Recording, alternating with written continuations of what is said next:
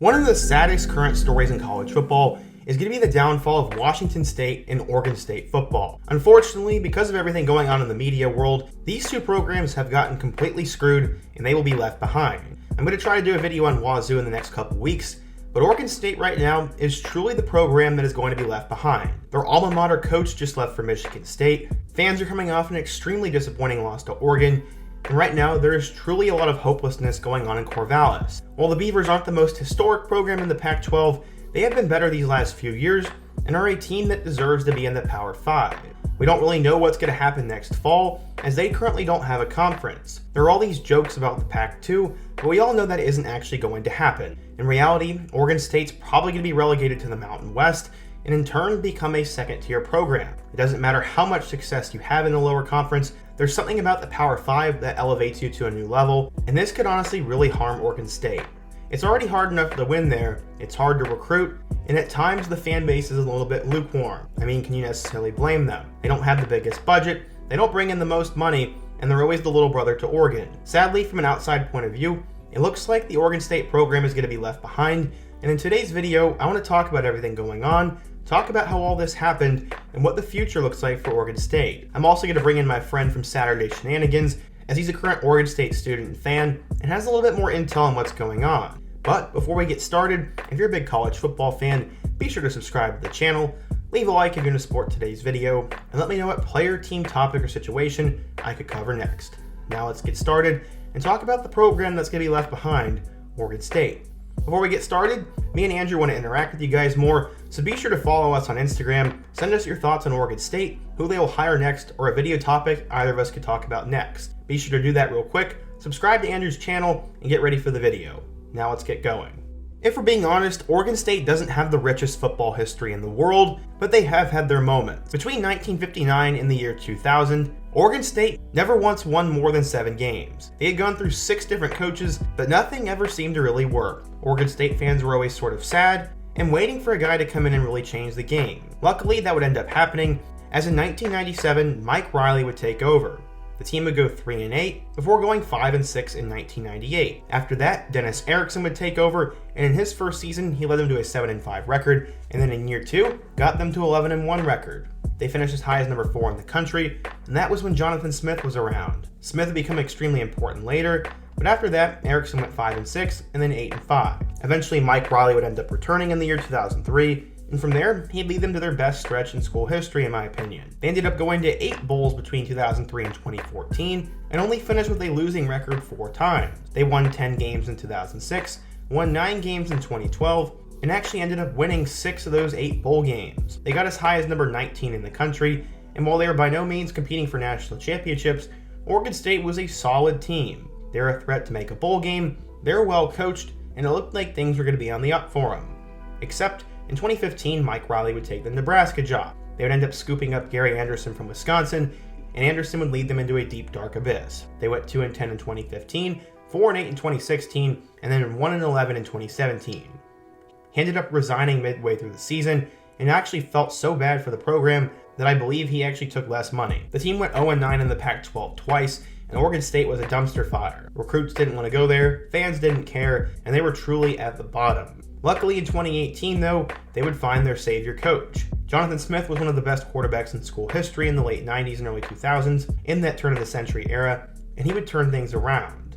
While they did go 2-10 in year 1 in 2018, they would figure it out in 2019. They ended up going 5-7, and were just a couple plays away from making a bowl. In 2020, he was still building things, and they actually had a big win over Oregon. They ended up going 2-5, but 2021 is when they would break out. The Beavers would end up going 7-6 before they would lose in the LA Bowl. 2022 would end up being his big break, as led by a great defense, a great rushing attack, and some good quarterback play. The Beavers ended up going 10-3, beat Oregon, and won the Las Vegas Bowl.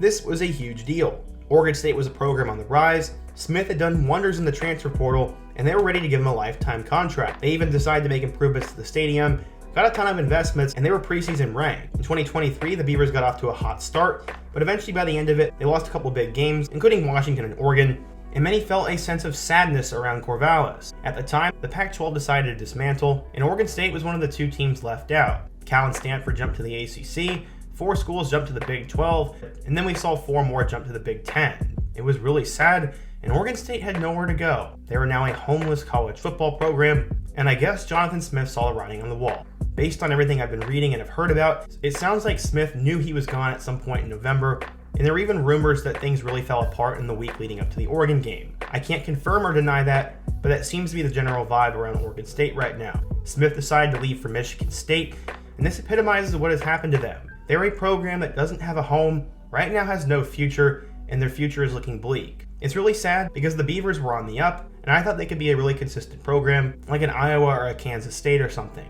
But that's likely not going to happen, and Oregon State fans are very sad right now. Now I'm going to turn it over to my friend Andrew, who's a current Oregon State student and fan, and he's going to talk about what's going on right now. Oregon State is bowl eligible for the third straight season for only the second time in the history of the program. But when I tell you it's a nightmare right now in Corvallis, that's just an understatement. On December 1st of 2021, Oregon State made a massive investment of $160 million into the Reser Renovation Stadium project. The athletic department made seemingly a great choice at the time. They were striking when the iron was hot as fans saw the potential in the early rise of Beaver football. Then the unthinkable happened in August of 2023. We all know it's the elephant in the room, guys. Conference realignment. The Beavers got left out and are millions of dollars in debt right now, which was supposed to be paid off through the new media rights deal with the Pac-12. Well, ladies and gentlemen, the conference is a thing of the past and the future is uncertain. Remember, money doesn't grow on trees. But Beaver fans still had one thing to calm their nerves. It was all going to be okay under the guidance of their hometown head coach, Jonathan Smith. Jonathan Smith had played quarterback for OSU during the early 2000s, leading the team to one of the most successful seasons in program history. It almost seemed too good to be true. Smith coming back to his alma mater, leading them out of the basement of the Power 5 programs, and bringing the Beavs back to new heights that were last seen when he was on the field. As Scott said in his previous video, Oregon State fans were ready to build a statue for him. And I can attest to that statement. It's true. As an Oregon State student, Jonathan Smith has meant everything to the town of Corvallis. Within all the chaos, Coach Smith was the one thing that was certain. Until this morning, when myself and Beaver fans around the world received the devastating notification that Smith was taking the job at Michigan State. Just imagine the last 24 hours for Beaver fans.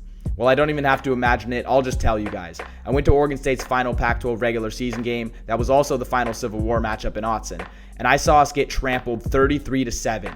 Oh, and then hours later, I figured out that our coach was also leaving. And did I forget to mention that we got left out from the Power 5? Yeah, this is some great stuff. It would make sense to me if Oregon State wasn't good enough to compete in Power 5 sports, or even if Corvallis didn't have the fan base to support the teams. But this couldn't be farther than the truth for both of these statements. Since 2018, Oregon State is one of only two programs to have a 10-win season in football, a baseball College World Series, a softball College World Series, and a men's and women's basketball Elite 8 appearance. Now you understand that this goes way beyond the football field. Oregon State has one of the most passionate fan bases on the West Coast, along with the acclaimed best college town in the Pac-12 slogan. It is the definition of an amazing college town, let me tell you. And what hurts the most is the timing of all this. If the Pac-12 stayed together, Jonathan Smith would have likely stayed, meaning that the Beavs would consistently compete for conference championships. Oregon State was just scraping the surface of the potential for what they could have been. Even after I knew the Beavers wouldn't have a power conference identity, I was still optimistic, thinking that we could keep the weapons that we have and be an undefeated group of 5 or independent representative for a 12-team playoff.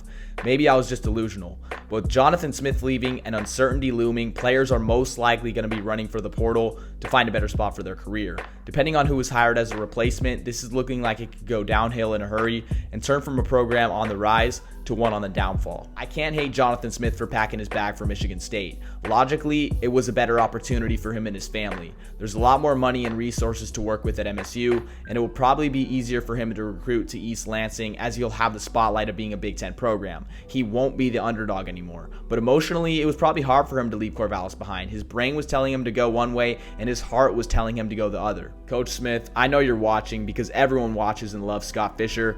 We appreciate you so much here at Beaver Nation for everything that you've done for Corvallis and everything you've done for this program. No hard feelings. I can sit here and cry and whine all I want, but this is a business, and ultimately money and TV contracts were the first dominoes to fall, leading to all of these catastrophic events for Oregon State University. When it's all said and done and we look back on this in 25 years with hindsight, it'll be one of the all-time case studies in unfortunate timing, the program that was left behind. One thing you can do to cheer me up is subscribe to my channel. My name is Saturday Shenanigans. I post multiple college football videos a week. If you love Scott's channel, which how could you not, you'll love my content as well. Come join the best community in college football. Scott, thank you so much for having me on. I definitely appreciate Andrew coming on to the channel, and as he said, be sure to give him a quick subscribe, as I really think this guy has potential on YouTube, and he does some great work over there. It was definitely also awesome to hear some insight from him, as he is a guy who really cares about Oregon State and has more of the inside scoop on what's going on. I only have more of an outsider's point of view, as I am not a Beavers fan or have really no affiliation to the Pac-12. I'm more of a Big Ten or an SEC guy, so this is really sad to see. The Pac-12 had incredible quarterback play this year, had a lot of really fun teams, and it's really sad to see what all has happened. Oregon State is a program that I've always silently cheered for though. I used to play with them a lot in NCAA 14, I've always loved their color scheme and logos, and I've just wanted to see them succeed. Jonathan Smith was a guy who came in and really revitalized that program, and now I don't even know what the heck is going to happen to Oregon State. As I've said, the most likely option is they end up in the Mountain West, but we still don't have any official word on that, and a lot of dominoes are going to have to fall in the next few months. The best case scenario is that somehow the Big 12 or the ACC or something decides to bring these two in, but it seems like these two schools are the ones left behind, and there's not much that can be done about it. Maybe the two schools remain independent, I really don't know, but right now it's the wild, wild west, and I would not want to be the Oregon State AD right now. There are a lot of tough decisions, a lot of pressure, and a lot of sad fans and staff that have no idea what's going to happen. This is definitely super unfortunate, and as Andrew said, in a few years we'll do a case study on this. Oregon State will either fall into an abyss, or they'll rise up again. I really don't know which one will happen, but for now, Oregon State is a homeless college football program, and probably the most hopeless program in all of football. It's really sad to see, and I really hope you guys enjoyed today's video. But what do you guys think? If you're an Oregon State or just a Pac-12 fan in general, what the heck is going to go on with the Beavers program? Where do they head next? And how does this affect them in the long run? Be sure to let me know your thoughts down below. Subscribe to my channel and Andrew's channel. Shoot us messages on Instagram. And check out all my other videos on the end screen, including my video about Jonathan Smith to Michigan State. Hope to see you guys again soon. But until next time, peace.